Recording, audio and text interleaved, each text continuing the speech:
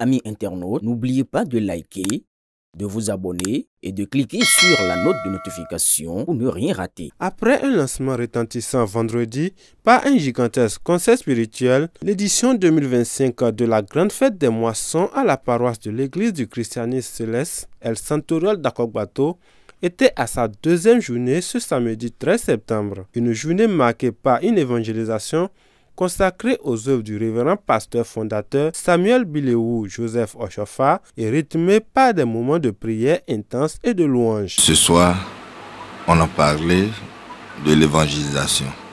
On a enseigné le public et on a dit un peu les histoires de papa Samuel Bilewu Joseph Oshofa, père son âme. Aujourd'hui, il est décédé, ça fait 40 ans. Et on a parlé un peu de ses œuvres. On a expliqué comment l'église du Christianisme Céleste est descendue sur la terre béninoise et que c'est une doctrine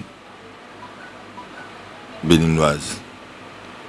Et qu'en réalité, on ne devrait pas détester parce qu'on constate que plusieurs des frères et sœurs béninois et béninoises détestent cette doctrine.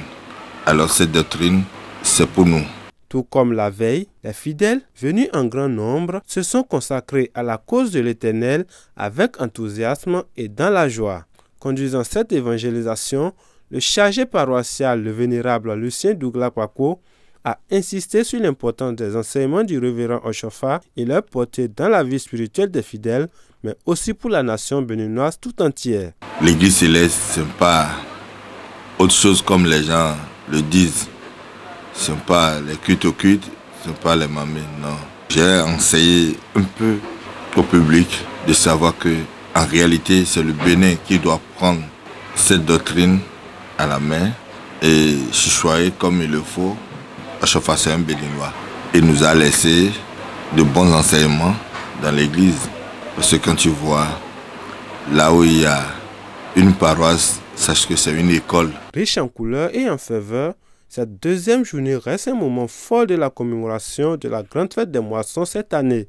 Les festivités se poursuivront ce dimanche 14 septembre avec l'apothéose, une grande messe d'action de grâce suivie d'une vente de charité au profit des œuvres de la paroisse.